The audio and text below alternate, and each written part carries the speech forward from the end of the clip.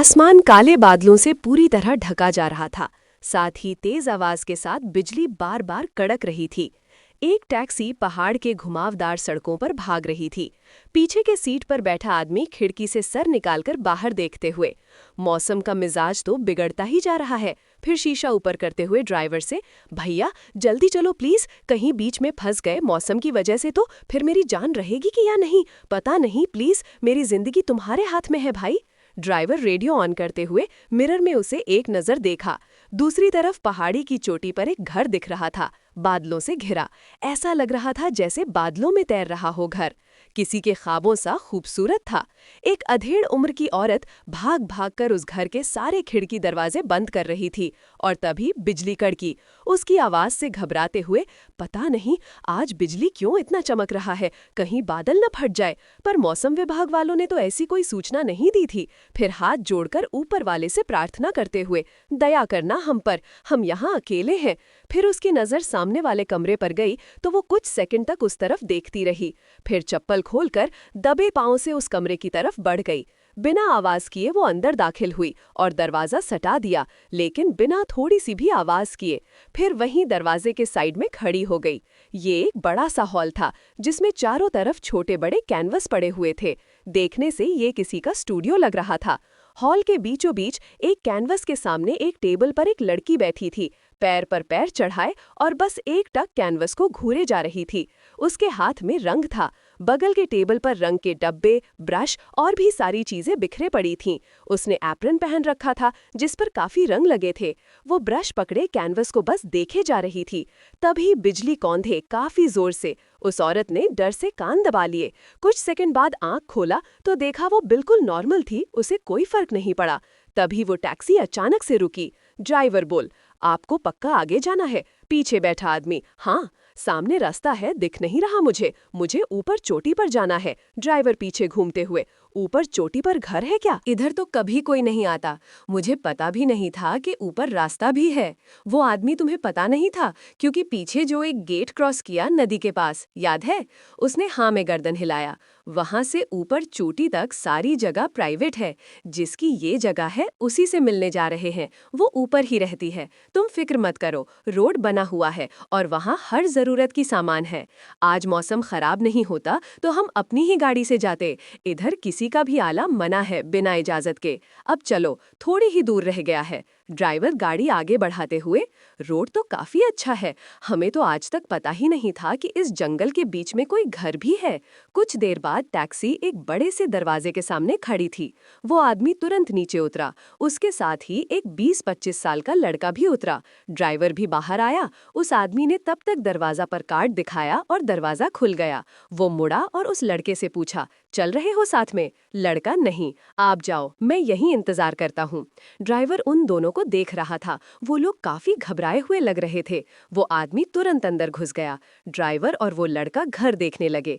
चारों तरफ फूलों के पेड़ लगे थे। वहीं साइड में एक झूला था, 2-4 चबूतरे जैसे बने थे बैठने के लिए। घर का दरवाजा खिड़की बंद था। घर देखते ही लड़के के मुंह से निकला, डिज्नी की महलों की तरह दिख रहा है, कितना ही खूबसूरत है। ड्राइवर मुस्कुराते हुए, तो क्या यहाँ भी कोई राजकुमारी रहती है? उसने ये बात मजाक में कही पर लड़का गंभीर आवाज में बोला, हाँ है, तो वो भी किसी राजकुमारी से कम नहीं।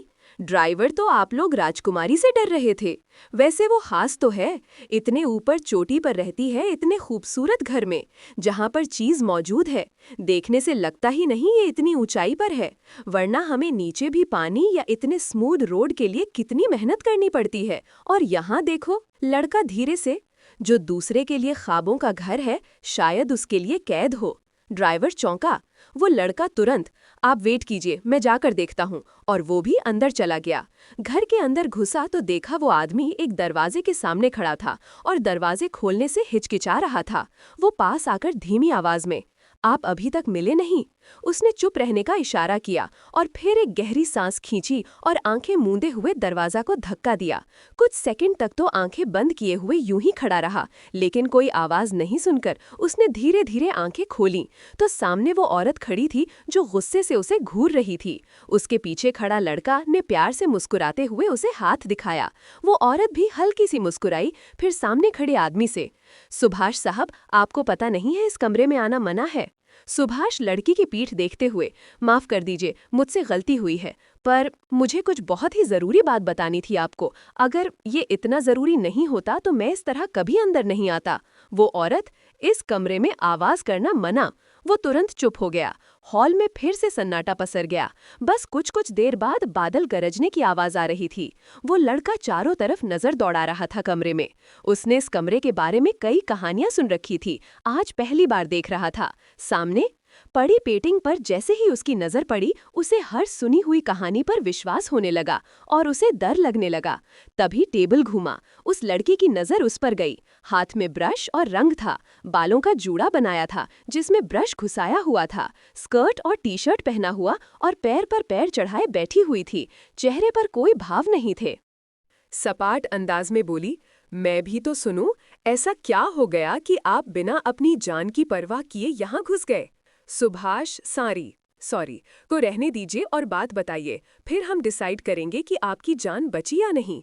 वो लड़का उसकी बातों को सुनकर मन में, लोग सच ही कहते हैं, साइको ही है, इस तरह कोई नॉर्मल इंसान बिहेव करता है। उस लड़की की नज़र तभी उस लड़के पर पड़ती और उनकी आंखें मिलती हैं।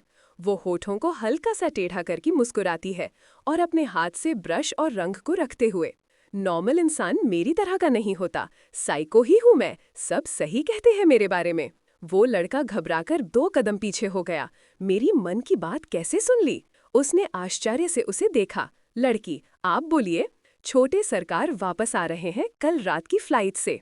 इतना सुनना था कि उसके चेहरे पर मुस्कुराहट आ गई। क्या वो वापस आ रहा है? सच में? मुझे यकीन नहीं आ रहा। वो पागलों की तरह हंसे जा रही थी।